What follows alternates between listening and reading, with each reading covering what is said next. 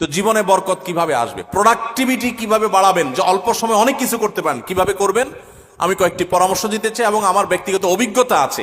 আর এই পরামর্শগুলো হাদিসের আলোকে কয়েকটি কাজ করতে পারেন আপনার প্রোডাক্টিভিটি বাড়ানোর জন্য। আলহামদুলিল্লাহ, নাম্বার 1, খুব গুরুত্বের সাথে লক্ষ্য করবেন, রাতে দেরিতে ঘুমাবেন না।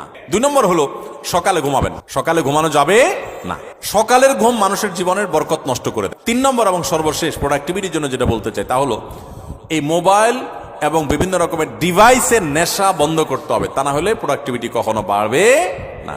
মনে রাখবেন, মোবাইলের নেশায় বুধ হয়ে থাকে আর জীবনে বড় কিছু করতে পারছে এমন একটা মানুষ পৃথিবীতে আপনি খুঁজে দেখাতে পারবেন না, একটা মানুষও না। মোবাইলের নেশায় সারাদিন ভূতের মতো মোবাইল টিপে আর আঙুল দিয়ে স্ক্রল করে একটু পর পর, এই মানুষগুলো জীবনে বড় কিছু করতে পারে না যদি এই অভ্যাস না ছাড়ে। এই অভ্যাস যেদিন ছাড়ে সেদিন তৌফিক হতে পারে একসাথে মোবাইলের নেশাও আছে আবার বড় কিছু করতে পেরেছে, এটা হয়।